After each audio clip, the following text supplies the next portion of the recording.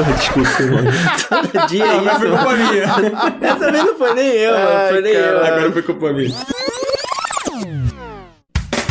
O Up está de volta com mais um episódio aí.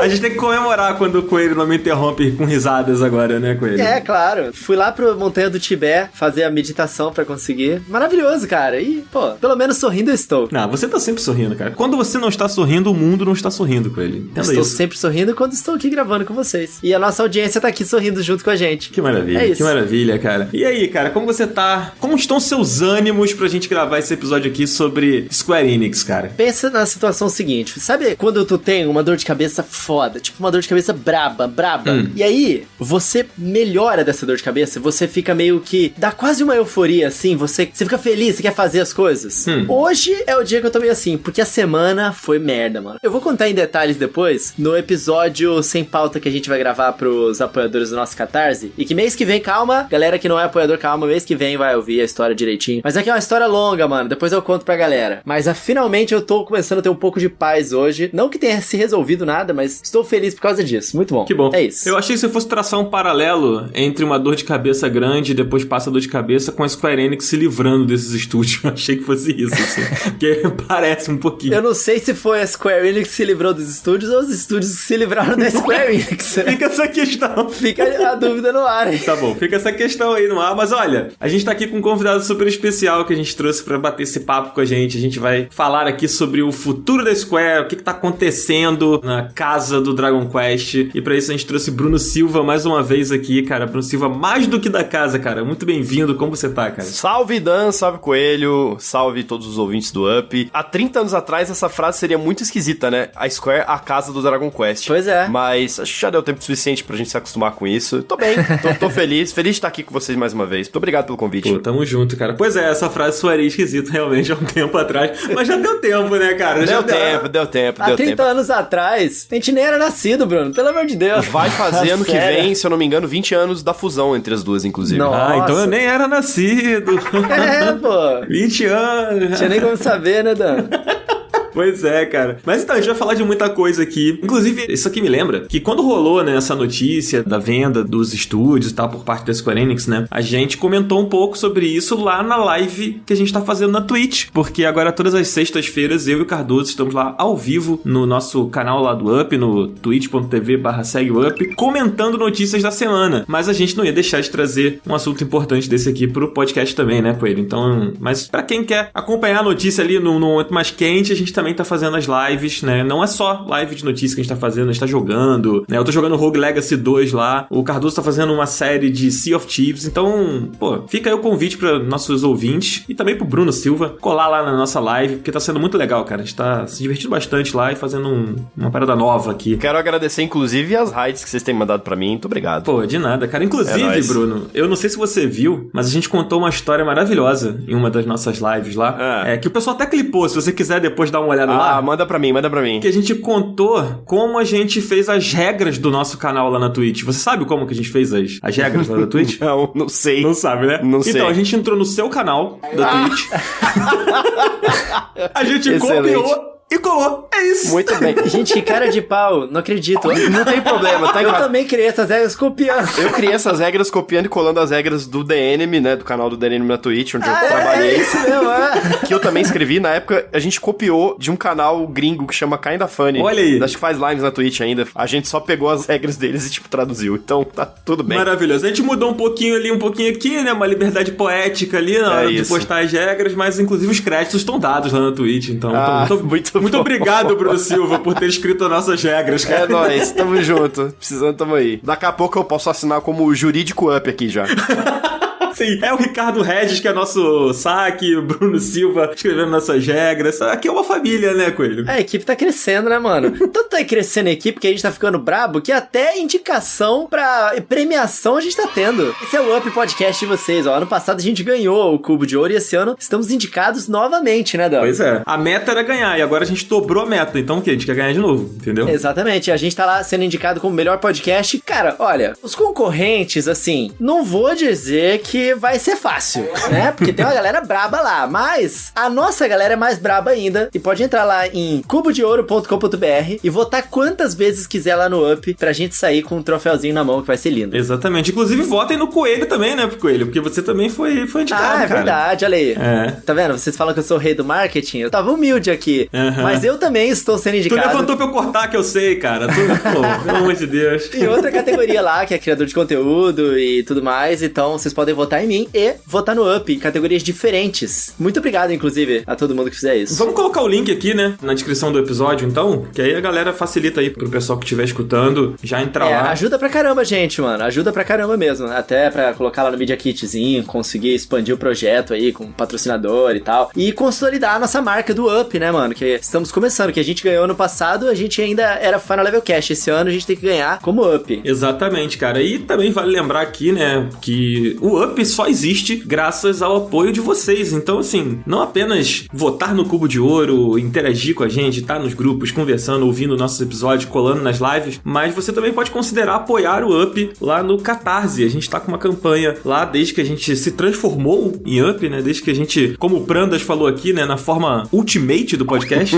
Então, dá uma olhada lá no Catarse, a gente sempre deixa o link aqui. Lá tem várias categorias para você poder apoiar, para você poder escolher, né, com recompensas diferentes e com valores, né, que pode caber no seu bolso. Você pode querer pagar mais, aí fica com você aí, né, mas dá uma olhada lá, cara, porque tem muito conteúdo legal que a gente tá fazendo e, inclusive, muita coisa que a gente tá fazendo a mais agora é graças ao apoio de vocês, cara, da nossa querida audiência, apoiando lá no Catarse, acreditando no nosso projeto, né, Coelho? As nossas conquistas, na verdade, são as conquistas de vocês também, porque é por causa de vocês, dos nossos apoiadores, que a gente consegue pagar as contas aqui pra poder manter o projeto vivo. Então, muito obrigado de coração mesmo pro Lucas Carneiro da Silva, que é um dos apoiadores lá do nosso Catarse, e também pro Igor Gomes Cardoso, que tem esse nome lindo, esse sobrenome lindo também. Cardoso, né? Nome bonito, né? Bonito, cara, bonito, mas bonito mesmo é o nome da Tatiana Macedo, que também apoia a gente lá. Então, esses foram os apoiadores da semana que a gente separou aqui pra esse episódio. Então, muito obrigado aí por apoiarem a gente e por compartilharem conosco essas conquistas. Tamo junto, gente. Inclusive, eu quero fazer um adendo aqui. Se você ouviu seu nome aqui nesse agradecimento especial mais de uma vez, a culpa é minha que me perdi na hora de separar os nomes e eu talvez esteja repetindo alguns nomes aqui. Mas é porque eu perdi a minha lista de nomes que a gente já tinha citado.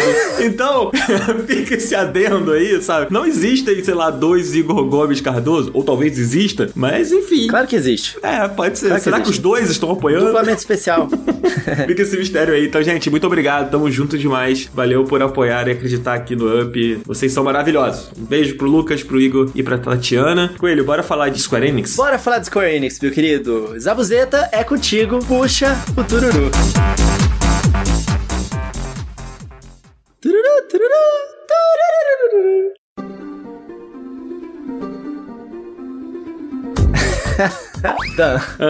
O que foi, cara? O patrão ficou maluco?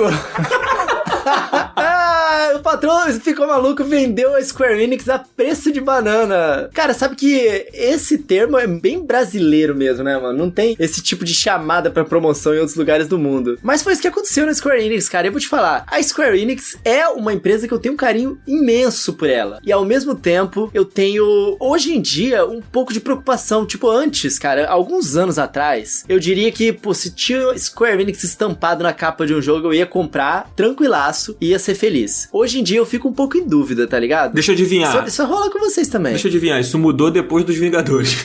Também, né? Também, mas é que a Square Enix ela tem algumas coisas meio tensas também dentro da indústria, tipo, cara, lá no Japão, moleque, olha aqui, ó, interna, vocês não têm noção, porque o marido, agora é marido, né, de uma amiga minha, ele foi o ilustrador dos personagens originais do Kingdom Hearts. Então, tipo assim, morando lá, eu conversei muito com ele contava várias histórias de dentro da Square Enix, e ele contava umas paradas muito cabulosas, assim, de crunch da época dele. Imagina no Japão, naquela época. Meu Deus. Bizarro, cara. Mas ele era o ilustrador original. Eu vi as ilustrações originais. Ele guarda em um fichariozinho. Eu peguei na folhinha, tipo, as ilustrações que ele foi pros Estados Unidos com a equipe mostrar pra Disney, sabe? Pra aprovar o projeto. Muito foda, mano. Que foda, cara. Muito top, né? Muito maneiro, cara. A gente brincou aqui com essa coisa do patrão ficou maluco e tal, né? Mas eu queria saber do Bruno, cara. Na verdade, eu tô muito curioso pra saber do Bruno o que ele acha disso tudo, mas eu vou começar perguntando sobre esse valor, cara. Eu achei estranho tamanho. A impressão que eu tenho é que, sei lá, talvez a Square tenha gastado um dinheiro muito próximo, não sei se muito próximo, mas bem alto, só pra ter, sei lá, o Avengers dentro do guarda-chuva deles, sabe? E a gente vê 300 milhões, claro, não deve ser 300 milhões, mas sei lá. Eu fico pensando, será que isso deu um retorno que eles esperavam? Será que não vendeu muito barato? Porque a gente tá aí com, sei lá, a gente vê uma transação de bilhões acontecendo com Bethesda, Blizzard e tal, e agora a gente vê essa venda desses estúdios com tantas franquias pesadas. Tu achou que saiu barato, Bruno? Então, tem muita teoria que a gente pode fazer a respeito dessa venda, né? Mas entre as múltiplas teorias, algumas eu acho que são furadas, algumas eu acho que podem ter um fundo de verdade. Pra mim existe um fato. Quer dizer, não é tão fato porque a gente tá dando uma opinião, na verdade. Mas eu concordo com você, assim, eu acho que vendeu muito barato. E aí agora eu trago um dado, que aí vem o factual. A gente tá muito acostumado a falar de, tipo, a gente tá vivendo o grande ano da consolidação dentro do mercado de games, né? Que significa empresa grande comprando empresas menores. Mas eu queria trazer aqui um dado de venda que eu acho que talvez até coloque mais próximo da realidade desse negócio que a gente tá falando. A própria Embracer Group, começo do ano passado, em fevereiro do ano passado, comprou a Gearbox, que é a desenvolvedora do Borderlands, né? Sabe quanto eles pagaram na Gearbox? 1,3 bilhão de dólares. Caraca, meu Eles irmão. pagaram 4 vezes mais na Gearbox do que eles pagaram pra comprar Tomb Raider, Deus Ex. Cara, pra mim são partes importantíssimas da história do videogame, né? Verdade. São propriedades que vão ficar marcadas pra sempre na história do videogame. E pra adquirir estúdios que, cara, né, beleza, tudo bem, teve Vingadores ali, não foi tão bom assim, mas, cara, a Crystal Dynamics é um estúdio de ponta, né? É um estúdio que todo mundo, quando pensa na Crystal Dynamics, pensa que vai sair um jogo de qualidade. Desde 2013, os caras provaram isso com, né, o reboot do Tomb Raider. Então, eu achei muito estranho, né, assim, pensando, né, quando a gente parte desse pressuposto, né, beleza, vendeu barato, aí a gente vai pra pergunta seguinte, né, por que vendeu barato assim, né? A impressão que dá é aquele negócio que você faz quando você tá querendo se livrar logo, né, assim, pô, tô precisando do dinheiro pra vender esse apartamento aqui, que tá mais ou menos, né, tá com uns probleminhas, vai precisar fazer uma reforma ou outra, então eu vou lá baixar o preço pra, né, pra mais pessoas se interessarem e eu conseguir me livrar logo disso aqui e pegar a grana, né? Me pareceu um pouco essa questão, assim, né? Agora, por que eles precisariam fazer essa venda que não me parece muito claro ainda. A gente não falou o valor, mano. Eles venderam por 300 milhões. É. Que, tipo assim, é muita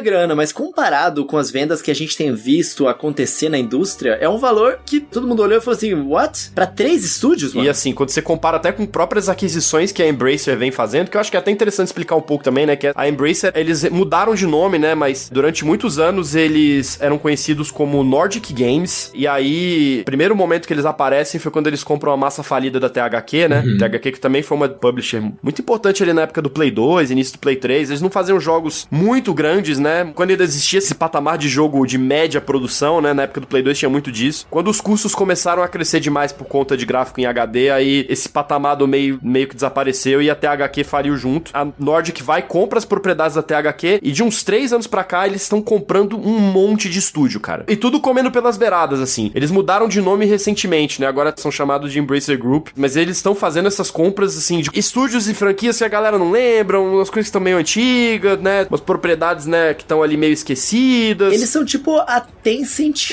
ocidental, de comprar tudo, né? Por exemplo, eles compraram a Saber Interactive em 2020, compraram a 4A Games, que é o estúdio do Metro, também em 2020, compraram a Aspyr, que é um estúdio que é bem famoso de fazer remasters e portes de jogos antigos de Star Wars, inclusive são eles que vão fazer o remake do Knights of the Old Republic, do Play 5, a 3D Realms, que foi o estúdio que fez Duke Nukem 3D, obviamente, né, nunca foram aquisições assim, que chamam tanto atenção quanto essa agora, né? Mano, sabe quem é que eles compraram no final do ano passado? Tem aquele livro super famoso que foi o que deu início à timeline de Zelda, né, que é o Hyrule Historia, que ele é produzido pela Dark Horse Comics. Eles compraram essa Dark Horse Comics no final do ano passado, em dezembro do ano passado. A Dark Horse, que por décadas foi a terceira força do mercado de quadrinhos no americano, né? Tinha Marvel, a DC e tinha Dark Horse. Gente, eu não mano. sabia disso, que isso? Caraca. É, mas os caras tão sinistros, mano. Eu tava montando essa pauta aqui, com essa aquisição se concretizando, né, finalizando e tal, o pessoal da Embracer vai ter 124 estúdios. São 124 estúdios sob o guarda-chuva deles. Caralho. É muita coisa. É estúdio pra caralho. É muita coisa. Tipo, não necessariamente eles estão comprando uma Blizzard, eles estão comprando estúdios menores, mas que produziram algumas coisinhas ali que são importantes até, sabe, pra história. Então, é um crescimento absurdo, sabe? E como o Bruno falou, né, comendo pelas beiradas, porque é o que parece, né, que eles estão comendo pelas beiradas mesmo. Sim. Do lado da Square Enix é meio estranho pra mim, assim, porque não me parece assim, beleza, 300 milhões é muito dinheiro até pra uma Square Enix, assim, pra prejuízo de um jogo, mas, cara, a mesma empresa que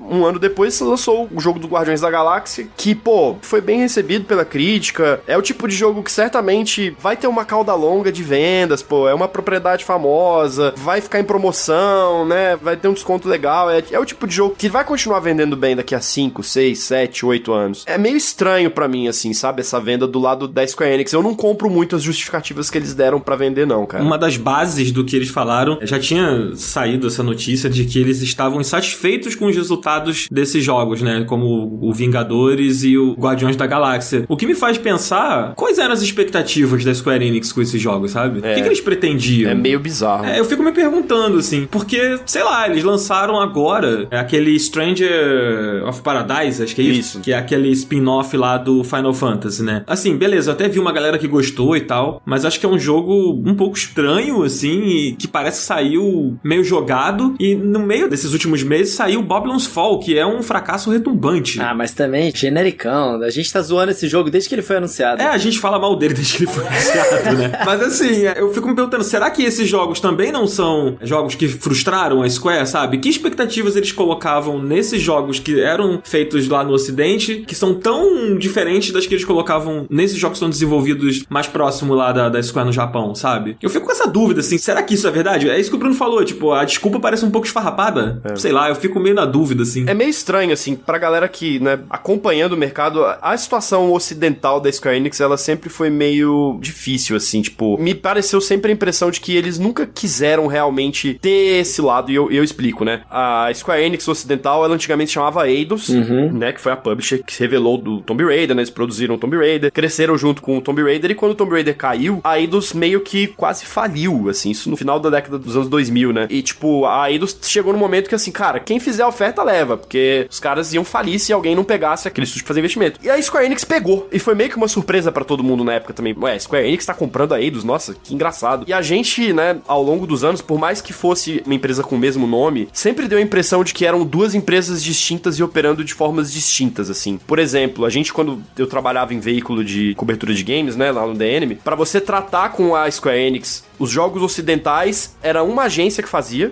e respondia a um grupo de pessoas, e os jogos orientais, né, o Final Fantasy, Dragon Quest e tal, era outra agência. E aí, quando eu fui pros Estados Unidos uma vez fazer uma cobertura de um jogo, eu fui trocando ideia com a galera de lá, nos Estados Unidos também funciona assim. Eles já faziam essa divisão, então assim, nunca foi uma operação realmente unificada, sabe? E ao longo dos anos, a Square Enix sempre deu essas pistas, né, de que meio que o negócio era um peso ali dentro da companhia, eles não tinham muitos planos do que fazer, assim. Cara, por exemplo, propriedades como o Hitman, cara. O Hitman, de uma época, era da Eidos, entrou no negócio da Square Enix. A Square Enix tentou lançar uns 2 Hitman, né? Lançou o Absolution em 2012, lançou aquele Hitman de 2016. E foi o Blood Money também, né? O Blood Money. E eles meio que desistiram da franquia, cara. Tipo, deixaram a IO Interactive, que era uma empresa da Square, meio que virar independente, e deram a IP pros caras, tipo... E acabou fazendo muito bem, na verdade, pro jogo, né? E foi a melhor coisa que aconteceu pra IO Interactive, foi o Hitman sair da mão da Square Enix, porque o jogo começou a deslanchar. E o 2 foi muito bom, o 3 foi muito bom. Eles conseguiram pegar agora a licença dos jogos do James Bond, né? Então, pô, por esse lado, eu até vejo, né? Você brincou no começo do programa que, a Square Enix se livrou dos estúdios, acho que na verdade é o oposto mesmo, igual você falou. Os estúdios, de certa forma, meio que se livraram da Square Enix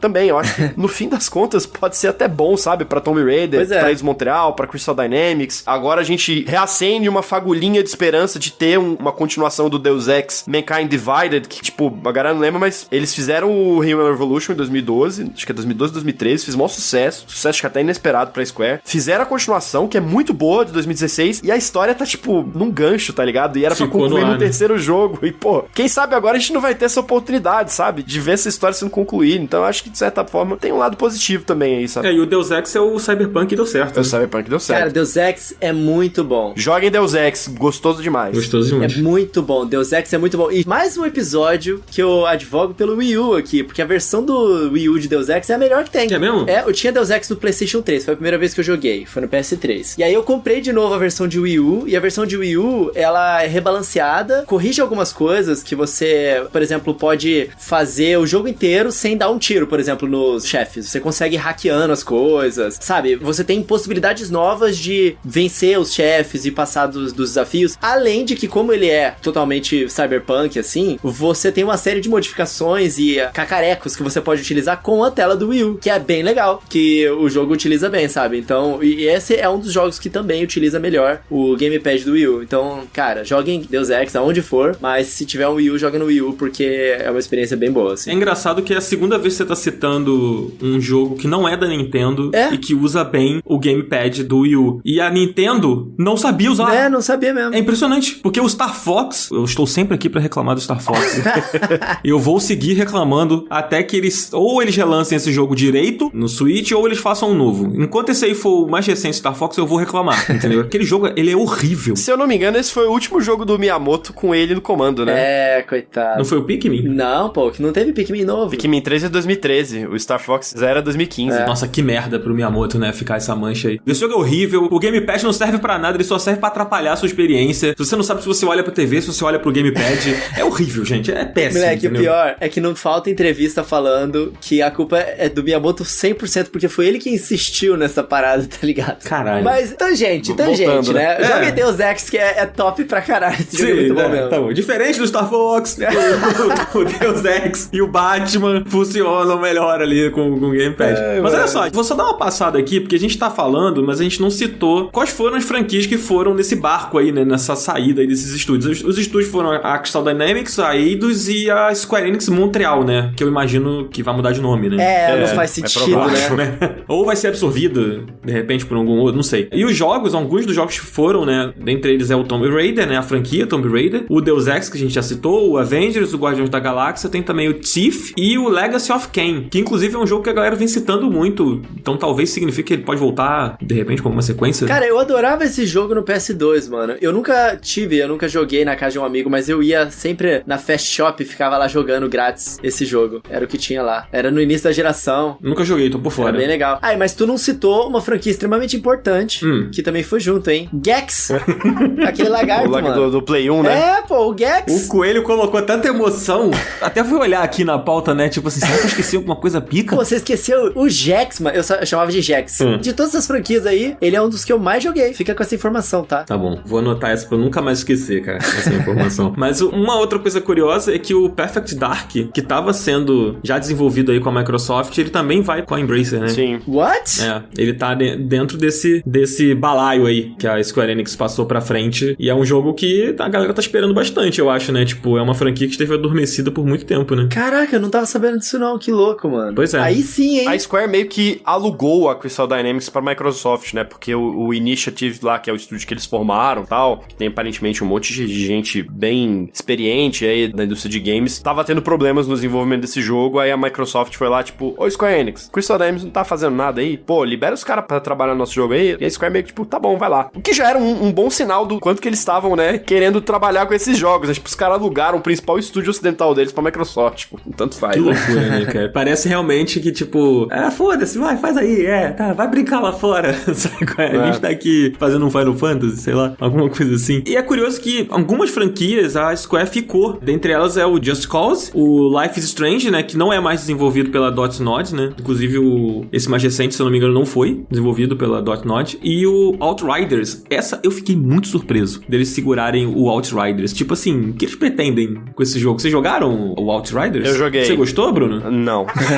Ele é bem genericão, né, cara? Eu achei estranho eles ficarem, será que eles têm planos, assim, tipo, pra retrabalhar esse jogo, pra, não sei? A impressão que eu tenho é que esse jogo deve ter custado menos. Como o desenvolvimento foi todo feito na Polônia, aí eu acho que deve ter custado menos pra Square, eles estão medindo as coisas e tipo, não, beleza, vai que Game Pass ali, né, consegue umas vendinhas e tal. O jogo em si é qualquer coisa, cara. Eu fico muito com essa pulga atrás da orelha desse movimento, né, de forma geral da Square de ter vendido esses estúdios como se tivesse parecendo mesmo que tava se livrando deles, né? Cara, esse Outriders é cuspido e escarrado o Lost Planet da Capcom. Sim, lembra mesmo. Cara, cuspido e escarrado, mano. Só que da nova geração, assim. Uma impressão que eu tenho, talvez, assim, e aí, quando a gente fala desses planos que a Square tinha pro ocidente, né? Será que talvez não tenha sido uma espécie de um laboratório também pra Square? De absorver algumas experiências, algumas coisas que estavam sendo feitas lá no ocidente, até pra eles conseguirem levar os seus jogos japoneses com mais força pra fora, sabe? Será que talvez não tenha rolado alguma coisa assim, tipo... Eles viram a Sony fazer isso e deu certo, né, mano?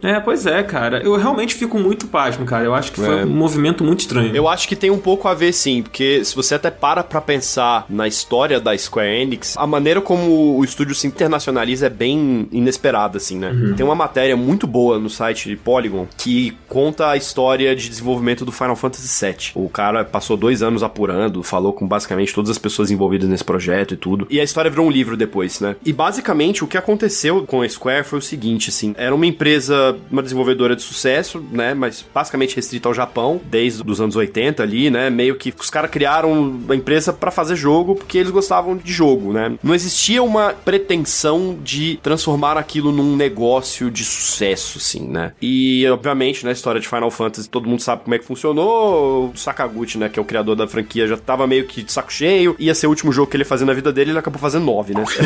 E na época do Final Fantasy VII, mais especificamente, né, com todas as mudanças pro 3D e a aposta muito antecipada que eles fizeram no 3D, que se pagou muito bem, combinadas com o fato de eles terem migrado o desenvolvimento do Nintendo 64 pro PlayStation, foi meio que uma tempestade perfeita pra Square, porque a Square queria fazer esse jogo 3D, encontrou na Sony um parceiro ideal, a Sony precisava de um jogo grande pra vender o PlayStation no mercado americano, e meio que abraçou o Final Fantasy VII como esse jogo, por conta dos gráficos. O resultado disso foi que a Square mudou muito depois do Final Fantasy VII. A empresa era de um jeito antes desse jogo sair, e depois que saiu o jogo, que efetivamente colocou eles no mapa, né, colocou eles como uma desenvolvedora de sucesso pra fora do Japão, os processos acabaram mudando muito, assim. O Tetsuya Nomura e o Yoshinori Kitase, né, que são o produtor e o designer de personagens do Final Fantasy VII, inclusive trabalharam no remake agora, continuaram na Square. Eles falaram que, cara, depois do Final Fantasy VII, a empresa se burocratizou muito, começou a ter muito processo, é muito mais difícil você fazer as coisas. Basicamente, a empresa, né, virou uma empresa grande com metas, com objetivos financeiros muito bem definidos. Tudo isso acontece ali, mais ou menos na época que a empresa quase vai também à falência, por conta do filme do Final Fantasy, que deu muito errado. Caraca, mas eles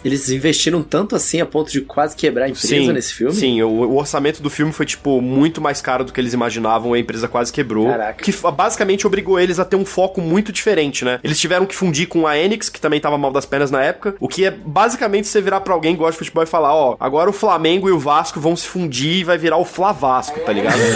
É mais ou menos na época que era essa fusão entre a Square e a Enix. E eles começaram a mudar o ritmo de coisa, e lançar jogo todo ano, agora a gente vai ter que fazer um Final Fantasy por ano, e é exatamente nessa época que começa a ter um monte de spin-off, né? E os caras começam a tirar leite de pedra de Final Fantasy VII, começa a sair jogo derivado, né? Eles começam a fazer muito mais derivado de Final Fantasy, começam a expandir pra outros lados, então eu acho que nesse contexto, pra Square na época talvez fazesse sentido você ter um braço ocidental que pudesse ajudar os caras a lançar jogo novo todo ano. Aí as expectativas começam a ficar muito irreais, né? Porque a Square também começou a ganhar essa fama de colocar metas muito acima do normal, até pra estúdio de grande porte. Um jogo, por exemplo, vai vender 3, 4 milhões de cópias e a Square vai falar que foi abaixo das expectativas deles, sabe? Tá maluco, né? Virou meme essa história, assim. E eu acho que é muito um reflexo disso. A empresa cresceu muito rápido, mudou de mentalidade de uma forma muito abrupta e meio que agora talvez esteja colocando de novo os pés na realidade. É muito estranho a gente pensar nisso, porque a Square tava indo bem, cara. Se você pega os últimos 2, 3 anos de desenvolvimento da Square Enix, pô, os caras lançaram um monte de jogo que fez sucesso, cara. Verdade. Lançaram Final Fantasy VII Remake, que, porra, foi um baita sucesso de crítica e público. Lançaram Guardiões da Galáxia, que foi um jogo que também fez o maior sucesso. Final Fantasy XIV é possivelmente o MMO mais popular do planeta. Tem o Dragon Quest 11 também, né? Dragon Quest 11 também foi super bem, assim. É estranho, né,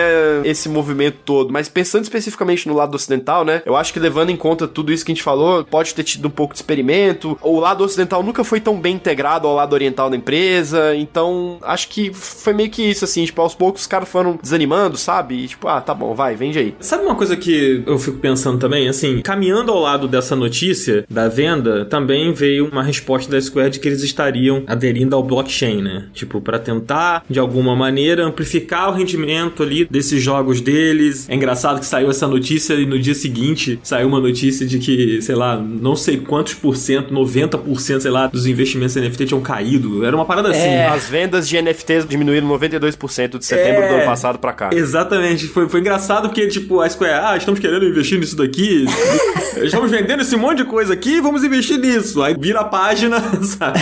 Tipo, investimentos de NFTs estão caindo pra caralho. Tipo, cara, vocês têm certeza que vocês estão pensando bem no que vocês estão fazendo? Esse lance de NFT, eu acho que tem alguma coisa que a gente não enxerga, nós mortais, não é possível. Porque teve aquele evento, a Rio2C, né, de inovação e tal, que até a Ubisoft falou lá. Todos os painéis, alguém falava alguma coisa sobre isso. Blockchain, NFT, é o futuro, tem que colocar nos games. E a própria Ubisoft, mano, que voltou atrás, né, dos itens de NFT que eles iam colocar dentro dos jogos. O Bertrand, né, que é o cabeça da Ubisoft da América Latina, ele falou assim, a gente tentou colocar NFT nos nossos jogos, a gente levou uma bronca generalizada dos gamers, mas a gente ainda acha que isso é o futuro, que vai ajudar a monetizar os jogadores mais talentosos, não sei o quê. Então, tipo, tá todo mundo falando disso. Eu acho que a Square, se ela tá querendo se renovar ou não querer ficar pra trás, eu acho que é esse o objetivo deles, sabe? A gente tem que estar dentro dessa buzzword, a gente tem que estar investindo nisso, que é onde o dinheiro tá indo. Então, lá no futuro, isso aqui vai dar em alguma coisa. Sei lá, mano. Alguma coisa a gente não tá vendo. É que assim, eu acho que essa questão da blockchain em si, porque a tecnologia em si, né, que, assim, explicando de uma maneira muito grosseira, e certamente as pessoas que investem em criptomoedas, essas coisas vão chiar, é basicamente uma maneira de você agregar valor a objetos digitais. É basicamente isso, assim. O dinheiro tem o valor que ele tem porque a gente faz um pacto coletivo, né, faz de conta de que, ó, esse pedaço de papel aqui vale isso tanto. E o dinheiro só vale o que ele vale porque todo mundo acredita que ele vale o que tá escrito ali no papel. E o blockchain, ele é meio que uma maneira de você assegurar isso digitalmente, né? A criptomoeda, ela funciona mais ou menos assim, os NFTs funcionam mais ou menos assim, então acho que, de um ponto de vista, pra quem trabalha com game, dá pra entender por que as empresas de games estão todas querendo embarcar nesse negócio o mais cedo possível, porque é uma indústria que trabalha com monetização de itens digitais há muito tempo. Isso é uma fonte de lucro grande, e em muitos casos é, velho, ganha-pão de um monte de empresa de game. A Low Riot, por exemplo, né?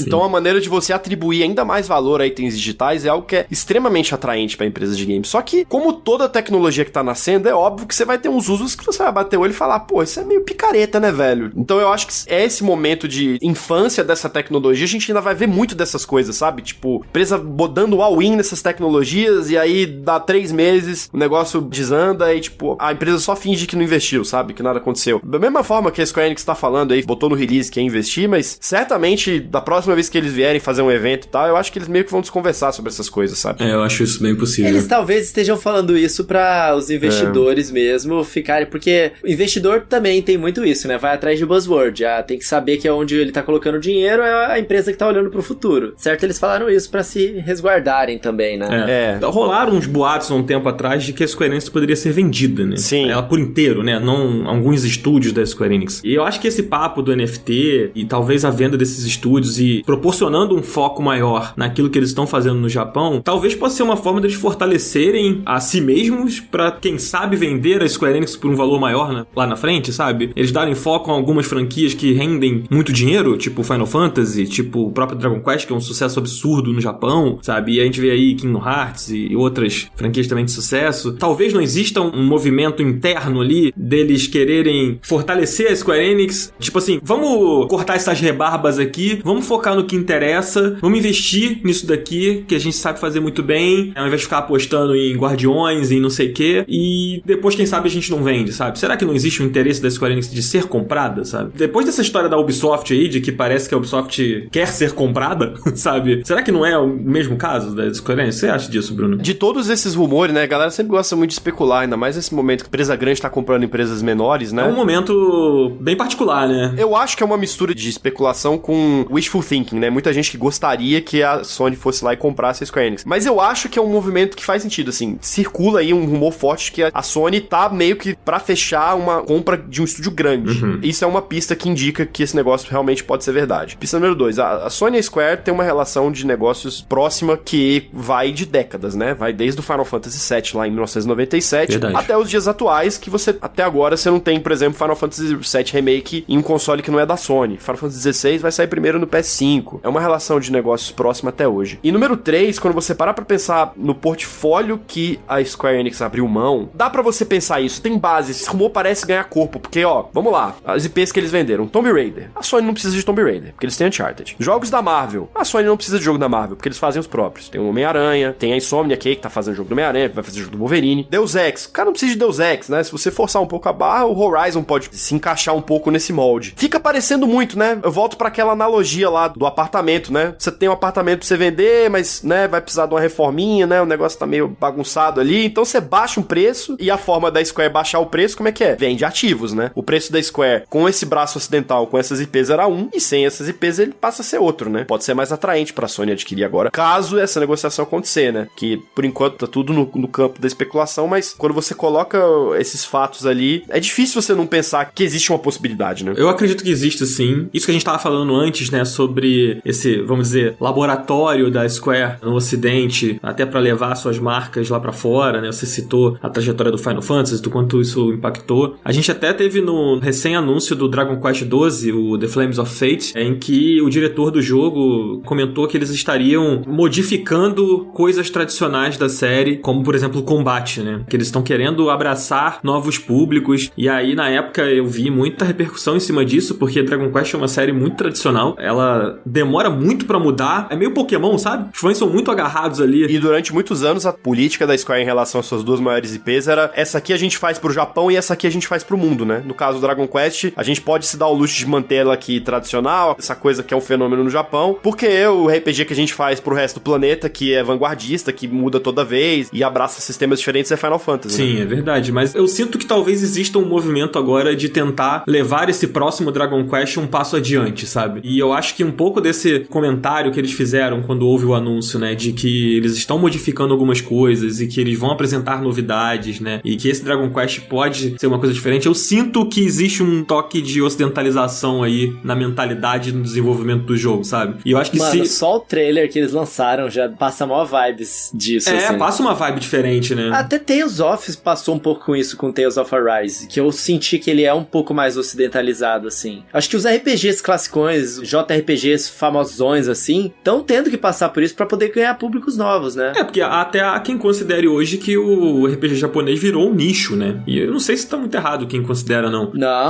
com certeza não tá errado. Fora algumas exceções, como o próprio Final Fantasy, a grande massa tá jogando outras coisas, sabe? Tipo, eu conheço muitas pessoas que têm videogames, assim, e que não jogam mais RPG japonês, sabe? E são pessoas que cresceram com o Play 1, por exemplo. A era de ouro ali do RPG japonês, sabe? É meio maluco pensar isso, mas talvez uma ocidentalização do Dragon Quest possa significar uma coisa muito grande por trás também, assim, um pouco isso que o Bruno tava comentando, sabe? Isso que você falou, Dan, faz bastante sentido, porque o próprio Dragon Quest 11, ele já era um grande passo pra franquia. Ele demorou demais pra ser terminado, né? Eu acho que justamente até por causa disso, mas ele foi um grande passo pra franquia, só que ainda segurando aquelas garras das tradições, né? De repente agora é o que eles querem fazer mesmo. Ah, beleza, a gente já fez o máximo que a gente pôde com essas tradições, agora bora pro próximo passo aqui. Tipo, o 11 é como se eles tivessem colocado o pezinho ali na casa da frente, sabe? Mas ainda não botaram o segundo pé, sabe qual é? Então eu acho que isso pode acontecer em breve, assim. Isso me leva a perguntar pra vocês também o que vem por aí da Square Enix, né? Porque agora que a Square não tem mais esses jogos, né, que a gente poderia imaginar, pelo menos eu sempre ficava imaginando na minha cabeça, tipo, o que a Square vai fazer com Avengers agora, que ele flopou, né? Tipo, lançaram a DLC do Pantera Negra, por exemplo, e ninguém comentou, sabe? Foi um negócio que meia dúzia falou e ninguém fala mais nada, porque é um jogo que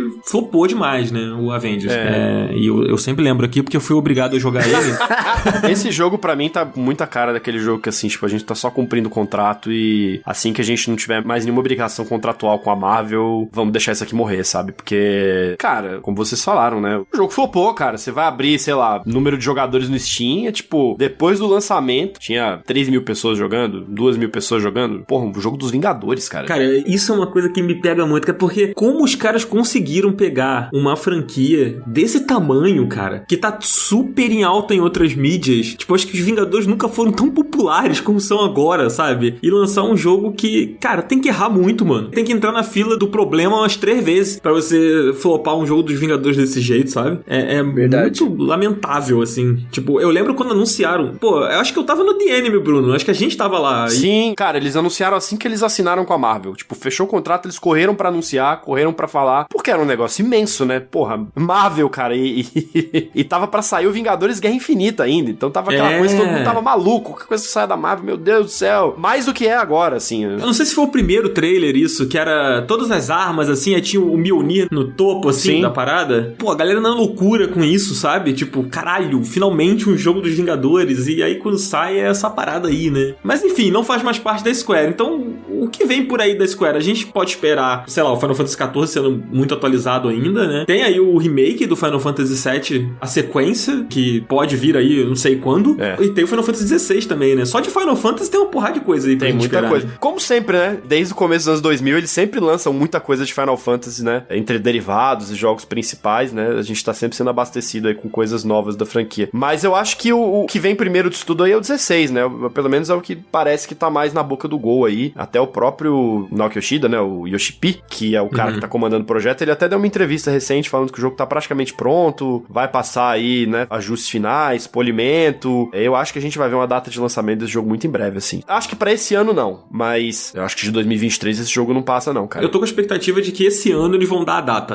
Esse jogo particularmente é um jogo que me interessa muito a data de lançamento, porque eu tô fazendo um projeto na minha Twitch, que eu tô jogando jogando todos os Final Fantasy antes do 16 sair. Então, o Bruno Fantasy, né? É, o Bruno Fantasy. Eu tô muito de olho nessa data porque ela me afeta diretamente o que eu tô fazendo nas lives. E o papo era que esse jogo, na real, era pra sair esse ano. Mas aí, com a pandemia, né? A pandemia meio que empurrou todas as datas de lançamento de jogos pra frente, né? Porque todo mundo teve que reaprender a trabalhar no remoto, né? No indústria de games. Especialmente dentro desses estúdios grandes, né? Aí, meio que o desenvolvimento foi adiado internamente em 6 meses. Isso foi uma notícia do final do ano passado, inclusive. Eu chutaria que eles vão tentar lançar no máximo até março, pra entrar naquela coisa de ano fiscal, né? Ficando o balanço financeiro da empresa, dessas empresas de games normalmente fecha no fim de março. Então eu acho que esse jogo sai ali, provavelmente no mês de março do ano que vem. Se eu tivesse que chutar uma data, eu chutaria essa. Nessa conversa aí do Yoshida que você comentou, que ele meio que deu um sinal aí, né, de que pode ter novidades em breve, ele também comentou que esse jogo vai ser uma aventura solo, né? Vi um pessoal comentando sobre isso também, expectativas em cima disso. Será que vai ser só um personagem nesse jogo? Vai ser bem diferente se for isso, né? Assim, é diferente, mas ao mesmo tempo o Final Fantasy vem caminhando pra esse rumo há algum tempo, né? Final Fantasy XIII, por exemplo, já era muito focado na figura da Lightning, né? Sim. A batalha é quase que automática, né? Você só faz umas mudanças de configuração muito mínimas, assim, na luta. E se a Lightning morre, é game over. Os outros bonecos da party podem morrer, menos ela. Então já era muito focado nessa figura. No Final Fantasy XV, durante muito tempo, você só podia jogar com Noctis, apesar de você ter um grupo, né? Isso mudou depois que eles continuaram desenvolvendo Final Fantasy XV depois do lançamento, com a versão Royal, o jogo mudou pra caramba, e uma das coisas que eles adicionaram foi a possibilidade de você jogar com os outros membros da party, mas... ficou horrível, né? Horrível, é. Quem comprou no lançamento só podia jogar com Noctis. Então, de certa forma, meio que já tá indo pra esse lado, ainda mais porque os últimos Final Fantasy todos têm tido um foco muito grande em ação, né? Ainda mais pensando que um dos principais caras que tá envolvido nesse desenvolvimento era um cara que trabalhou no combate do Devil May Cry, né? Ah, eu não sabia disso. É, Ryota Suzuki é o nome do cara. Ele trabalhou no Devil May Cry 5 e no Dragon's Dogma. E assim, quando você olha no único trailer, né, do Final Fantasy XVI, você vê que é bem parecido, né? Acho que o próprio Yoshi P já fez uns comentários a respeito, tipo, não vai ser parecido com Devil May Cry, mas certamente vai ser um jogo mais voltado pra ação do que os últimos jogos têm sido. Né? Pelo aquele trailer, claro que é muito pouco, né, pra gente bater martelo de qualquer coisa, mas soa realmente um combate muito mais focado em ação e talvez com combos, né, porque parece ali que ele tá emendando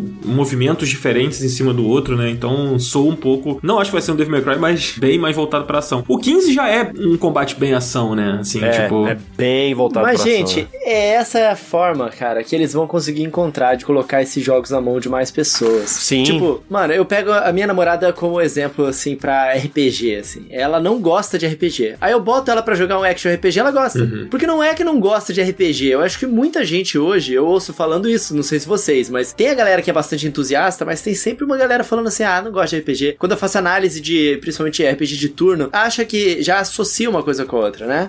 RPG de turno, com RPG já acha que não vai gostar. Então, deixando a ação... É um caminho meio sem volta já. A própria Square já faz isso há muito tempo, cara, assim. A grande franquia que a Square criou no século XXI foi RPG de ação, Kingdom Hearts. Pois é. Cara, muita gente nem sabe que Cyberpunk é um RPG, pô, por causa disso. Essa associação com a coisa do turno é muito forte, né, pra muita gente, assim.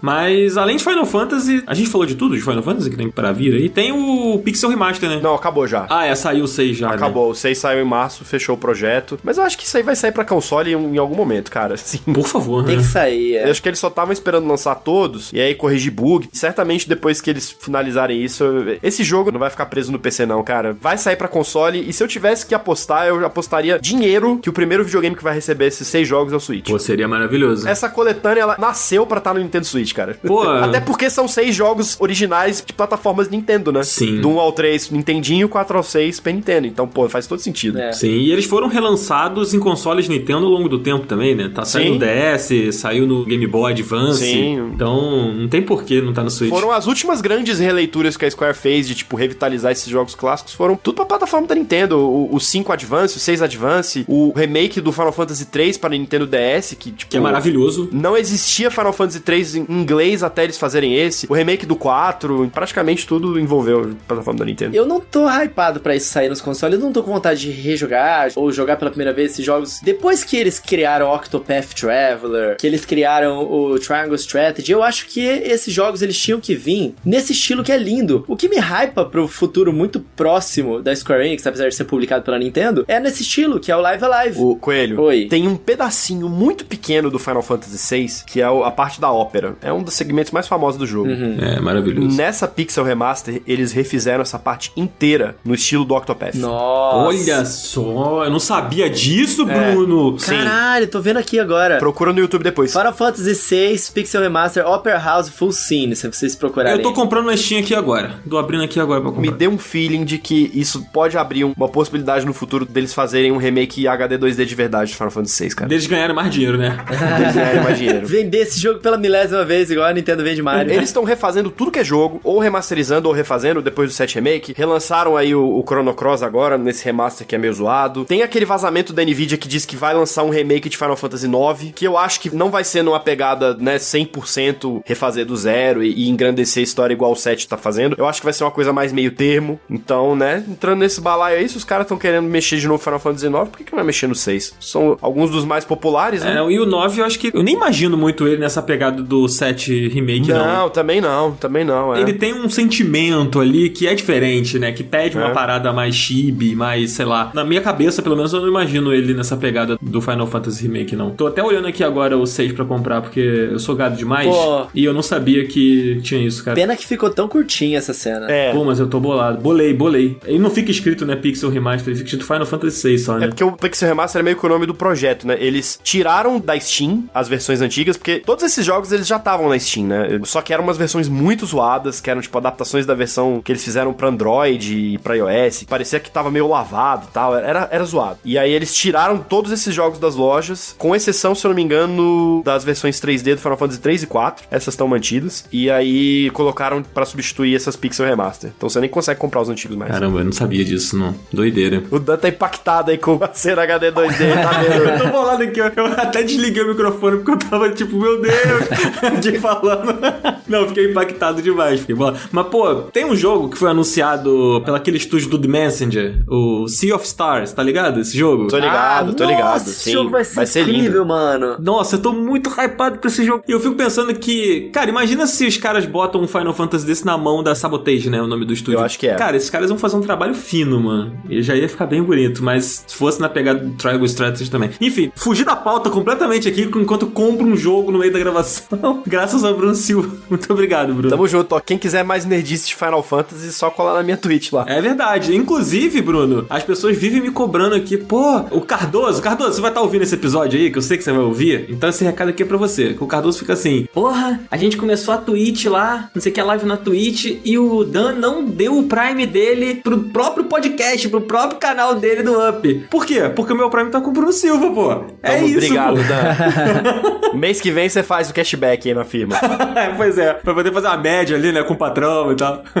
Mas é isso. Gente, além de Final Fantasy, tem Dragon Quest XII, que a gente já comentou aqui, né, que tá em desenvolvimento. Tem o HD 2D Remake do 3, né? Sim. Que também foi anunciado. A gente ainda não viu como tá o jogo, mas acho que a expectativa é que ele venha numa pegada, pelo menos a minha expectativa, é de que ele venha com uma pegada meio Triangle Strategy, né? Seria lindo, né, um negócio nessa pegada. Nossa, seria muito bonito. Esse visual é maravilhoso. Esse estilo é muito legal. Esse remake aí, pra mim, é o laboratório, cara. Se esse jogo dá certo, a Square vai fazer isso com um monte de jogo clássico. Se esse e o Live Alive dão certo, pode ter certeza que vão querer mexer com Final Fantasy. E aí, meu irmão, o caminho tá ali pra ter muita coisa legal. Pra mim, o 6 é o mais provável, assim. Desses clássicos, é de longe o mais querido, é o mais popular, é o melhor. É, de fato. Mas eu vejo eles mexendo, por exemplo, também com Final Fantasy IV, que é um Final Fantasy que também a galera gosta muito. Mas, Bruno, a pergunta que, tipo, eu não sei como é que vocês não se fizeram aqui ainda. E o Chrono Trigger? Eu ia falar sobre isso também. Pois é, né? Eu ia falar sobre isso também. Será que o Chrono Trigger vem? Eu gostaria muito de um Chrono Trigger nessa vibe HD 2D, cara. HD 2D, né? Pra mim, só o fato deles começarem a relançar coisas da franquia Chrono já é um sinal pra mim de que eles estão de olho, assim. Talvez uma coisa meio Capcom, sabe? A Capcom adora fazer isso, né? Eles estão querendo lançar um jogo novo de uma franquia, eles vão lá e relançam uma coletânea no jogo antigo pra ver se vende, né? Fizeram isso com Mega Man, fizeram isso com Devil May Cry, porque teve o remaster do Chrono Cross, que, mano, se a Square já esquecia Chrono Trigger no churrasco, que dizer de Chrono Cross, né? Pelo amor de Deus.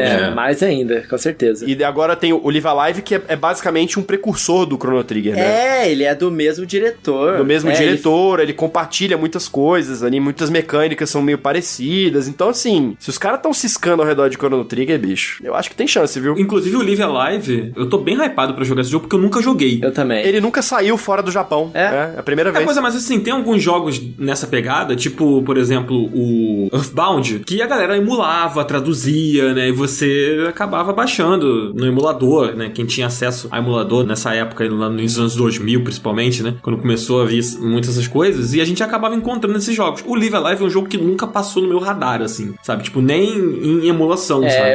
Eu também. Eu fui pesquisar sobre ele depois. Pois é, e ele é um jogo que influenciou muito o Undertale, né? Ele é uma das bases do Undertale, é o Live Alive. Inclusive, aquela música famosíssima do Undertale, Megalovania, ela é idêntica a uma música do Live Alive. Idêntica. Olha aí. Idêntica. Inclusive, vou pedir pro Zabuzeta soltar aí a musiquinha só pra galera ouvir e ver que é idêntica. Idêntica.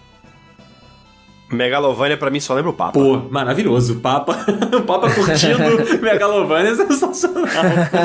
Chrono Trigger, eu acho que, tipo, é grande demais hoje em dia pra Square Enix não fazer alguma coisa com ele. Se for nova ou se for remake. Tipo, não ser uma parada nível Final Fantasy VII. É tão grande quanto pra poder eles fazerem um projeto gigante igual eles fizeram com o 7 Remake. Então, se eles querem reviver a franquia de alguma forma, mas não fazer algo esculachado, tipo o que eles fizeram lá no mobile, mano, é só o relançamento do jogo original, sabe? O HD 2D é a melhor saída. É, eu também acho. Né? Porque continua sendo o mesmo jogo, ele continua sendo clássico, só que ele fica totalmente renovado e não exclui a possibilidade deles fazerem um remake gigantesco depois, e também serve como um laboratório pra eles testarem a popularidade da franquia ainda hoje em dia. Porque o Pixel Remaster, mano, ele vai vender pra galera que quer a nostalgia. Um remake, talvez não. Faria sentido eles fazerem isso, sabe? Eu também acho. Eu adoraria ver um anúncio desse, eu acho que ia quebrar a internet. Só uma observação aqui, a música do Live Alive que eu falei se chama Megalomania.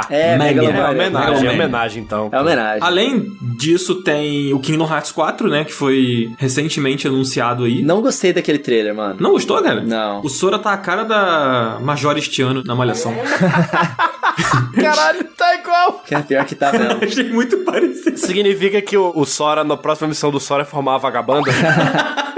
Espero que sim. Vai ser crossover com o Final Fantasy XV, então. Ai, caramba. A boy band, né? É, pô, exatamente. Muito bom, velho. Uma coisa que eu acho muito interessante, parando pra pensar em Kingdom Hearts agora, e agora entrando no terreno da especulação, é que, né, em teoria o Sora está num mundo, entre aspas, real, né? Sim. É, isso que eu não gostei muito. A galera que gosta de Kingdom Hearts, obviamente, né, como tem a Disney envolvida, eu acho que isso pode acontecer. Mas tava todo mundo muito baseado no coisa da Square ter feito o jogo dos Vingadores e tudo, pra pensar que, né, o Kingdom Hearts 4 vai ter mundo da Marvel, né, vai ter mundo de Star Wars, e os caras venderam a licença da Marvel. Meu Deus, mano. Agora os caras vão ter que pagar pra poder botar os Vingadores.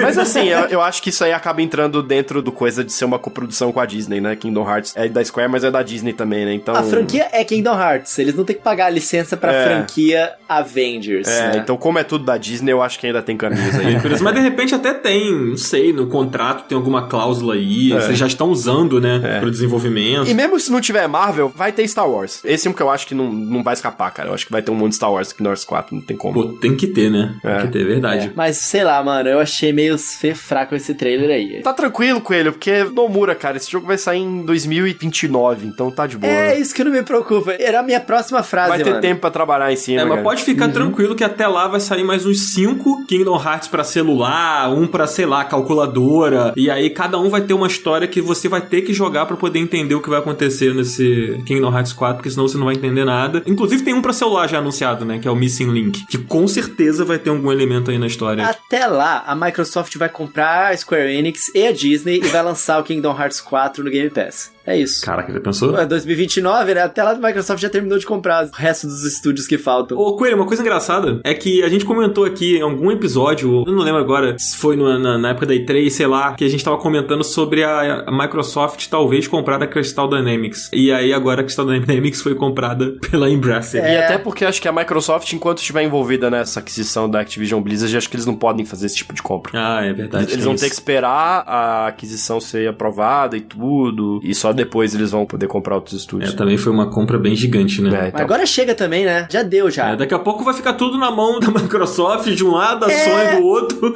né? Eles já estão com acusação de monopólio, sabe? Pois é. Bom, além desses jogos que a gente comentou, acho que o mais perto de sair é o Forspoken, que tá aí no radar aí pra sair. Eu até vi que o Bruno comentou que tava animado pra esse jogo, eu também tô, Bruno. Sério, mano? Eu acho que vai ser legal, cara. Eu sou gado do Final Fantasy XV, né? É a mesma equipe, eu acho que é a oportunidade que os caras têm de pegarem as coisas boas boas do gameplay do Final Fantasy XV e aprimorar, sabe? Então eu tô animado. Eu acho que esse jogo vai ser legal. Não sabia que você era gado do Final Fantasy XV, não. Eu sou gado do Final Fantasy XV. Ainda bem que o Cardoso não tá aqui, senão vocês vão se juntar contra mim aqui, né? Sei lá, esse jogo parece generiquíssimo, mano. É tudo que eu olho ele, as partículas, os efeitinhos, os poderes, parece que foi feito com asset padrão da Unreal Engine. Juro pra você, nenhum hype pra ele. É, tipo os personagens do Final Fantasy XV, né? Tudo bem genérico. Não, parou. Desculpa, eu também desculpa. sou. Não, eu também defendo. Eu tenho que falar mal, não consigo. Ele me lembrou um pouco o Infamous. É outro jogo que eu gosto muito. Eu também gosto bastante do Infamous, acho um jogo bem legal. Vamos ver, né? Vai sair daqui a pouco aí, sai esse ano, né? Era pra sair, tipo, agora, né? Ele foi adiado, né? Foi adiado, mas a data inicial de lançamento dele, acho que era, tipo, maio desse ano, uma coisa assim. E era pra sair, tipo, sei lá, semana que vem, sabe? É, ele acabou sendo adiado. A gente tem também o Star Ocean aí anunciado, né? Que é o The Divine Force. A gente tem o Echoes of Mana. Tem o Valkyrie Elysium, né? Que é uma esperada sequência do Valkyrie Profile aí, mas que o trailer foi meio esquisito. Foi tudo bem esquisito, na verdade, no Valkyrie Elysium. Não sei se você curte, se você tem alguma expectativa com isso, Bruno. Eu não joguei o Valkyrie Profile, né? O quê? Não joguei. É uma lacuna que eu tenho no meu currículo aqui. Mas eu sei que é bom e a galera gosta pra caramba. E tô feliz que eles estão trazendo de volta. Mas eu não tô com muita fé, não, assim. Eu acho que tem que ver qual é o time da Square Enix que tá fazendo esse jogo aí, né? É, tá com a Triace, né? O Star Ocean também é feito pela Triace. Legal.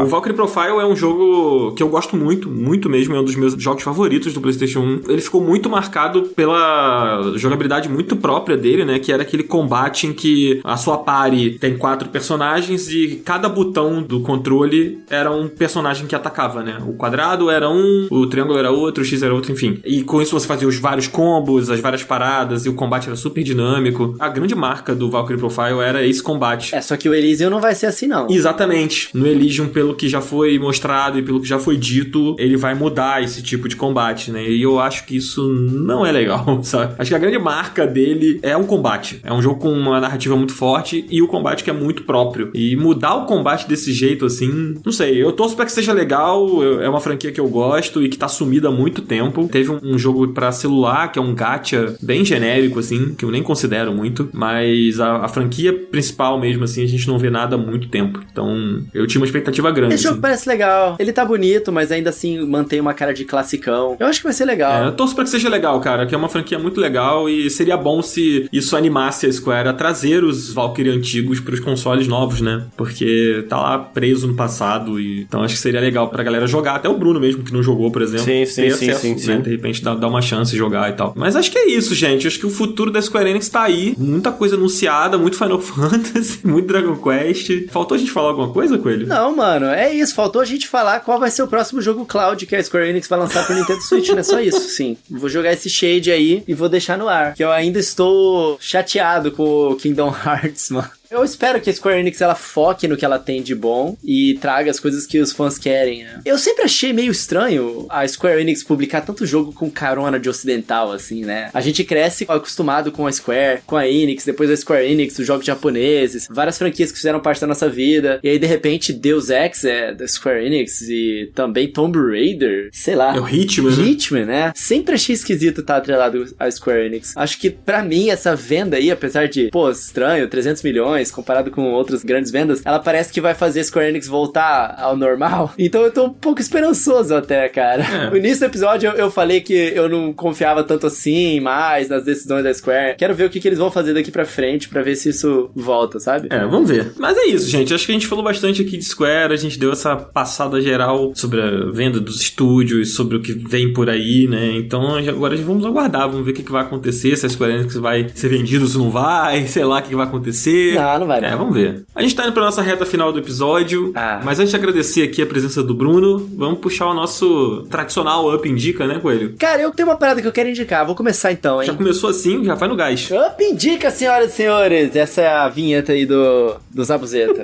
Gente, aqui no Up Indica hoje, eu quero puxar um animezinho que eu comecei a assistir e eu tô gostando pra caramba, me surpreendeu. Eu achei que ele ia ser bobinho. Bom, é um anime, né? Não é aquela parada mais densa e séria do mundo, assim. Mas é bem legal. Ele é da Wit Studios e E ele se chama Spy X Family. Muito bom. Muito bom, né? Você tá assistindo também, Bruno? Tô vendo também. Muito bom. Eu acho que o Bruno indicou isso aqui já, hein? Eu indiquei, É acho que da mesmo? última vez que eu participei, eu indiquei. Segui tua indicação, então, e comecei a assistir, agora eu volto a indicar. O anime é bem legal e eu tô degustando ele, assim. Falta o 5º episódio ainda pra assistir, mas eu não assisti. Eu tô esperando o final de semana, vou assistir pra ir com calma e não engolir todos de uma vez, depois ficar no semanal, sabe? Tô gostando bastante. Ele é a história de um espião que pega uma missão que ele precisa fazer uma família pra completar essa missão. Como o espião, né, ele fazia tudo sozinho, só que ele acaba tendo que colocar outras pessoas na equação, e a relação entre ele, a mulher e a criança é muito legal, cara, porque eles são bem diferentes. A criança, ela tem um poder psíquico de ler a mente das pessoas que estão em volta, e é muito engraçada a reação que ela toma com as coisas, porque ela é só uma criança, então ela não entende muito bem as coisas como os adultos, mas ela ouve pensamentos dos adultos, e aí ela fica chocada com, às vezes, a sinceridade do pensamento, ou a mentira que a pessoa fala. E, cara, esse é um anime que me coloca muito no Japão, muito mesmo, porque ele representa, através dos pensamentos das pessoas, e alguns costumes, algumas coisas que eles mostram, uma parada da sociedade japonesa que é muito isso, que é, tipo, viver de aparência, sabe? Cara, eu tô adorando, esse anime é muito legal. Sem contar que, tipo, o japonês das pessoas é super polido, então é fácil de entender, e eu que tô perdendo meu japonês, eu fico assistindo One Piece, não entendo nada que o povo fala, porque eles falam tudo gíria. Tô gostando bastante também desse quesito nesse anime, é bem legal, sabe? Em One Piece eu entrei agora em Zou, e fica aí a recomendação, assistam One Piece, porque, tipo, é a melhor obra de anime já feita na história, assim. Brabo. É isso. Muito bom, muito bom. Fica aí a minha indicação aí, meu reforço ao Bruno. Isso na internet. Oh, meu Deus, a Siri tá falando comigo. Ela tava procurando, ela seguiu, ela falou, procurei isso na internet. É, tá vendo só? Seguiu a indicação, pô, tá certo, pô. E você, Bruno, o que você tem pra indicar hoje aqui, cara? Bom, vou fazer a boa aqui, já que o Coelho indicou um negócio que eu indiquei no passado, eu vou indicar um jogo que vocês já devem ter falado exaustivamente nos últimos meses, mas é porque eu quero contar uma historinha. Eu vou indicar Pokémon Legends Arceus. Olha aí, pô, até me ajeitei aqui na cadeira, vai. Porque foi o seguinte, né? Eu comprei o Switch no lançamento, em 2017, e eu comprei uma fita só, que foi Zelda Breath of the Wild. Fez muito bem. Durante 5 anos, eu nunca tirei essa fita do Switch, porque todos os outros jogos que comprei eram digitais. Acabei comprando um Skyrim físico de um colega, o Diego do Adrenaline, mas eu nunca botei o jogo no meu Switch. E aí agora, 5 anos depois, eu zerei o Breath of the Wild, tirei a fita do meu Switch, e nada mais justo do que colocar um Breath of the Wild-like, como a segunda fita ever a entrar no meu Switch, que é o Pokémon Legends Arceus. Que jogo maravilhoso, cara. Aí, pô. Tá no time das pessoas que estão certas. E eu quero agradecer, inclusive agradecer as pessoas da minha live, do chat e os amigos meus que me deram de presente de aniversário, Legends Arceus. Ó, que legal. Olha só, cara, que bonito. Eu decidi não comprar, né, antes do jogo sair, né, eu tava naquela coisa, tipo, porque eles lançaram o Brilliant Diamond e o Shining Pearl e iam lançar o Arceus. Eu, vou comprar o Brilliant Diamond, porque eu não sei como é que vai ser esse jogo do Arceus, né, vai que ele não é tão bom assim. E aí o jogo era incrível e eu não queria gastar o preço de jogo de lançamento de Switch de novo, né. E logo depois, tipo, coisa de um mês depois, eles anunciaram a Gen 9, né, o Violet e o Scarlet. Aí eu fiquei tipo, porra, acabei de gastar 300 conto num jogo de Pokémon. Final do ano eu vou querer jogar o Scarlet e o Violet, então eu vou deixar pra comprar o Scarlet e o Violet, não vou jogar o Legends Arceus agora. Eu não ia comprar o jogo, já tava em paz que eu ia deixar pra jogar esse jogo muitos anos depois, sabe? E aí eu ganhei o jogo, tô muito feliz. E joguem, é maravilhoso. Eu reitero, joguem sim, gente, é muito bom. Você já terminou, Bruno? Não, acabei de começar, pô, meu aniversário foi dia 9. Eu ganhei o jogo tem, tipo, alguns dias só. Esse jogo eu vou degustar, eu vou jogar ele com a maior calma do mundo, não tenho nenhuma obrigação de fazer conteúdo, vou aproveitar, bicho. Pô, cara, recomendo muito que você faça desse jeito mesmo. Esse jogo é muito bom, nos detalhes, cara. Pô, a gente falou muito dele aqui já, a gente conversou muito sobre esse jogo, a gente gostou muito, né, Coelho? Então, Sim. Toda vez que a gente volta a falar desse jogo, a gente sempre fala muito feliz, assim. A gente sempre fala muito contente. A Nintendo deve continuar essa série com as coisas antigas, né?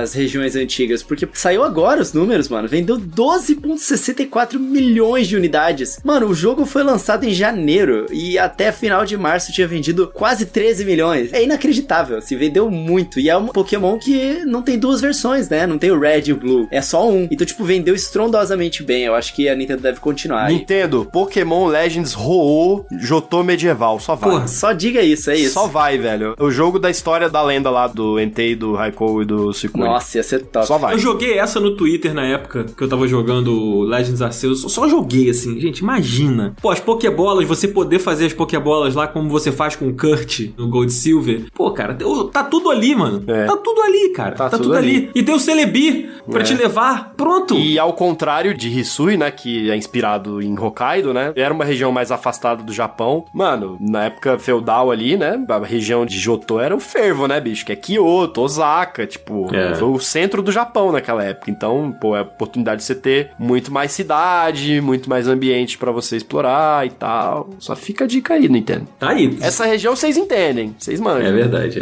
A minha indicação, olha só, Coelho, atenção pra minha indicação, Coelho. Opa, qual é a sua indicação, Dan? Porque eu vou indicar um jogo que eu nunca indiquei no Up Indica. Por incrível que pareça. A gente tá aqui indo pro nosso episódio 125, esse aqui, eu acho. E eu nunca indiquei esse jogo no Up Indica que eu vou indicar hoje. Eu vou indicar Breath of the Wild. Olha aí, ó. Nunca decepciona.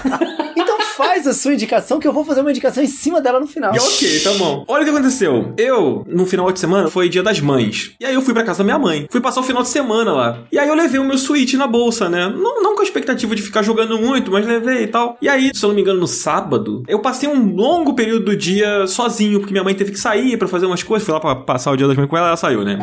Aí eu pensei, poxa, vou pegar aqui o meu Switch. E por acaso, a minha história cruza um pouco com a do Bruno, porque eu não tenho muitos jogos em mídia física. Eu até tenho mais alguns aqui, mas o Zelda tá sempre dentro do meu Switch. E aí ele tava lá. E aí eu pensei, poxa, tá aí, vou jogar um pouquinho aqui do Breath of the Wild. E aí eu tinha um save meu, que tava um pouco avançado, assim, mas eu não terminei e tal. E aí eu peguei esse save, comecei a jogar. E aí o que eu fiz? E agora vem a minha recomendação. Pra você que já jogou o Breath of the Wild, de vez em quando você faz essa experiência de, vou pegar e jogar um pouquinho aqui, vou matar a saudade. Gente, entre nas opções, na configuração do HUD, o HUD, HUD, não sei como vocês chamam, e você desliga ele, você coloca ele no Master Mode ou no Pro, alguma coisa assim. Quando você joga desse jeito, você desliga todas as informações da tela, só fica os coraçõezinhos do Link lá em cima. Então você não tem aquele minimapa, você não tem nada. E aí, o que acontece com você? Você vai viver a experiência totalmente wild. Você vai entrar no jogo e o jogo vai te levar, mano. Você só vai, porque não tem nada pra desviar sua atenção, cara. Essa dica, inclusive, eu acho que ela se estende para todo jogo de mundo aberto, viu? Tirar o HUD de qualquer jogo de mundo aberto é uma experiência transformadora, bicho. Exatamente. E nem todo jogo faz essa construção de mundo bem feita a ponto de você conseguir se guiar e jogar sem conseguir progredir, né? Um excelente jogo que faz isso é o Skyrim, por exemplo. As placas te guiam, as conversas com os NPCs te guiam, o Fallout faz a mesma coisa, sabe? E o Zelda faz isso muito bem, assim. Então, cara, o que o Bruno falou é muito verdade e no Zelda funciona demais. Por que eu fiz? Eu tava meio perdido porque eu tinha muito tempo que eu não jogava aquele save, sabe? Tava parado lá. E aí eu peguei e fui jogando. Cara, eu achei uma missão que eu nunca tinha feito, que era uma do cavalo gigante, Giant Horse. Tô ligado. Quando eu zerei o jogo, eu zerei com esse cavalo aí. Então, eu nunca tinha visto essa quest. Eu nunca tinha feito ela, eu não sabia onde ela ficava no mapa. Eu tava simplesmente perdido, andando, e aí eu vi os personagens que dão a quest, eles falaram no cavalo, aí eles falaram, fica no, sei lá, norte do lugar tal. Aí eu pensei, deve ser por aqui, né? Fui indo pro norte e eu cheguei onde tava o cavalo, fiz a missão e consegui ficar com ele e tal, o cavalo gigante lá, que é muito maneiro. Ele lembra um pouco o Ganondorf, né? Parece até o cavalo do Ganondorf, né? E aí, cara, o que acontece? Eu passei a tarde inteira jogando o Breath of the Wild nesse modo. Eu fui em vários lugares legais, eu tirei umas fotos, eu enfrentei os inimigos, aí eu encontrei 2 Lynels no caminho dessa missão do cavalo. Cara, é muito legal você se sentir perdido em Breath of the Wild, sabe? Estar perdido nesse mundo é uma sensação muito foda. Então eu recomendo você que de vez em quando sente saudade e tal, faça isso porque você vai experimentar o jogo de uma maneira diferente, sabe? Essa é a minha indicação de hoje, gente. Breath of the Wild aqui. Maravilhoso, Dan, maravilhoso. E cara, eu tenho me arrepiado com Breath of the Wild de novo e me relembrado o tanto que esse jogo é especial, mano. A minha namorada, ela tá jogando a DLC do Breath of the Wild, então essa é a minha indicação. Eu acho que muita gente perdeu essa DLC, não jogou, ou achou que, sei lá, mano, não valia a pena. É muito boa essa DLC, cara. Não é a do Master Mode não, né? A outra, né? Das missões, né? É um pacote, você compra um, você vem tudo. Você não compra separado, mas sim, é das missões. Eu acho que o mundo de Breath of the Wild com a DLC fica até mais interessante, porque tem mais coisas espalhadas nele. Tem mais missões, mais baús escondidos. Inclusive nessa minha jogatina eu peguei a máscara do Majora's Mask. Lindona, né? É muito maneiro. Eu tenho ela também. E cara, essa DLC é muito boa. A parte da história, das memórias que você libera, dos campeões, é emocionante, mano. É muito legal. Você fica, tipo, mais apaixonado ainda pelos campeões, que são incríveis, incríveis. E a relação que eles têm com a Zelda, não a relação que eles têm necessariamente com o Link, sabe? Então, é muito legal isso. Essa DLC DLC é muito boa, a jogabilidade dela é boa, os desafios dela são ótimos, e eu acho que muita gente pega essa DLC só pra jogar a Champions Ballad, que é a parte da história, e pula a parte da Trials of the Sword, né? Os desafios pra você deixar a sua Master Sword mais forte, e que eu acho que é, tipo, os meus desafios favoritos da DLC, assim, são esses. É difícil pra caramba, mas é uma sequência de desafios, assim, sem história, um atrás do outro, que te faz ser muito criativo com os recursos que você tem, sabe? Muito bom. Recomendo a DLC de Breath of the Wild, então. Olha aí, 5 anos depois, estamos aqui indicando o quê? Breath of the Wild, né? É. Tô até animado pra começar um novo save, porque eu terminei o Breath of the Wild pela primeira vez, tipo, mês passado. Nossa, olha aí, cara. Eu tinha um save que eu tinha feito quase tudo, e eu simplesmente larguei o jogo e fui jogar outras coisas. E aí eu voltei pra esse save e terminei. E foi em live, né, Bruno? Em live, as pessoas me cobraram, porque eu sempre falava essa história, né? Ah, pô, Breath of the Wild, joguei pra caramba. Tenho 70 horas de jogo, fiz um monte de quest e tal, pá. Fiz aquela quest da cidadezinha, de montar a cidade. A Terry Town. Muita gente que tava assistindo a live no dia tinha zerado o jogo, tinha terminado e não sabia da existência daquele lugar. Falei, cara, primeira vez que eu tô vendo essa cidade. Eu zerei o jogo e não sabia que tinha isso. Caraca, essa quest é muito legal. Pra mim é a melhor quest do Eu jogo. adoro essa quest, é a melhor. E aí a galera cobrava, né? Tipo, pô, tu fez um monte de coisa e não terminou, termina aí. Eu falei, beleza, vamos lá, vamos terminar. E aí eu fui, fiz a última Beast, que era o elefante, né? Dos Gerudo. O elefante é do Zora, pô. Desculpa. O Gerudo é o camelo. É o camelo, é dos Goron, desculpa. Ah, sim, o lagarto lá. Isso, é o lagarto do vulcão, isso, exatamente. E aí fui pegar as memórias, né, pra liberar o final secreto e terminei. E foi maravilhoso, valeu a pena. Muito Maravilhoso, bom, cara, maravilhoso. muito bom. Agora eu posso começar de novo, do zero, a jogar. Sim. Eu já falei isso aqui 1 milhão de vezes, mas eu vou falar de novo. Que é uma coisa que eu fiz com o Breath of the Wild, que eu nunca fiz ele 100%. Eu já zerei ele 3 vezes, assim. E eu nunca fiz ele 100% nenhuma das 3 vezes. Eu nunca fui atrás de pegar todos os Koroks e tal. O jogo não foi feito pra isso, né? O que eu quero, ô Coelho, é deixar quieto pra quando eu quiser pegar o jogo no futuro, eu poder descobrir alguma coisa nova, sabe? Então eu não quero pegar guia pra ir atrás de tudo. Eu não quero. Eu prefiro deixar o jogo lá e quando eu sentir saudade, como eu senti nesse final de semana anterior a essa gravação aqui, eu jogar e poder me surpreender, sabe? Porque eu já naturalmente esqueço algumas coisas. Então aí mesmo é que eu me perco e descubro e, sabe? Esse jogo é incrível, gente. É maravilhoso. Vamos parar, senão vai virar um episódio sobre Breath of the Wild aqui. A gente não vai parar, né, cara? Exato. Ó, vamos fazer um episódio sobre Breath of the Wild aí um dia. Vocês que são apoiadores aqui do Up, mandem lá no grupo, façam esse pedido e ajudem a gente lá no catarse.me/up. Quem sabe a gente não convence o Cardoso. Ô, Coelho, as pessoas já estão pedindo, Coelho. As pessoas já estão pedindo. Então é isso. Esse episódio vai acabar acontecendo. Mais cedo ou mais tarde ele vai acabar acontecendo. Mas é isso, gente. A gente vai encerrando aqui esse episódio incrível. Bruno, muito obrigado, cara, por mais uma vez colar aqui com a gente. Deixa suas redes, cara. Deixa seu trampo. Fala aí onde a galera pode te encontrar. Sei que você tem novidade aí. Olha aí, ó. Novidades. Então, o espaço é seu, cara. Obrigadão. Cara, primeiro de tudo agradecer Dan, Coelho, Cardoso, Márcia, que faz tempo que eu não faço episódio com ela, mas muito feliz de estar aqui sempre. Adoro estar aqui com vocês, adoro bater papo com vocês. E você sabe que sempre que vocês precisarem, estou à disposição pra estar aqui com vocês. Pra quem quiser acompanhar meu trampo aí, bom, deixo primeiramente meu canal na Twitch, twitch.tv/BrunoFreaks, né? Free e um X no final. Faço lives lá às terças, sextas e domingos. Jogo de tudo, cara. Jogo de Zelda, né? Tô jogando muito Elden Ring também. Jogo jogo antigo. E no domingo eu sempre jogo Final Fantasy, né? Tô nessa missão aí de terminar todos os jogos principais da franquia até o lançamento do 16. Quando esse episódio sair, eu devo estar na metade pro final do Final Fantasy VII. Então eu tô quase no meio do caminho.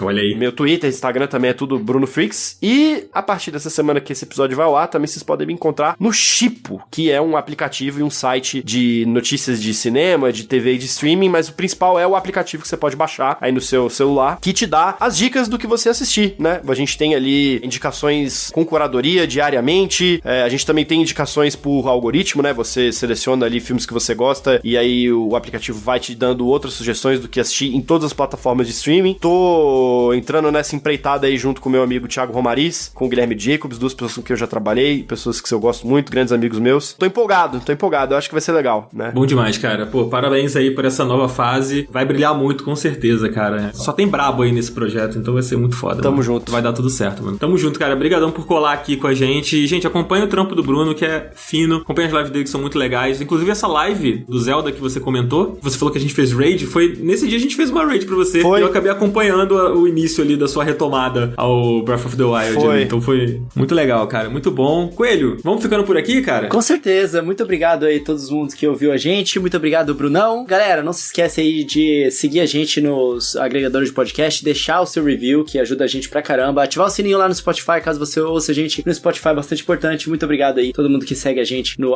segue o Up no Twitter, no Instagram, na Twitch também, segue a gente por lá. E todo mundo que apoia a gente lá no catarse.me/up, a gente faz isso aqui com muito amor e a gente consegue manter o projeto graças a vocês. Tamo junto, toda quarta-feira às 10 horas da manhã, a gente vai ficando por aqui. E nos vemos na semana que vem, amigos. Valeu! Valeu, gente. Tchau, tchau. Alô! Zabuzeta! Já votou no Up, no Cubo de Ouro? Tá, você, bota lá, hein? Bota lá, hein? Qual foi?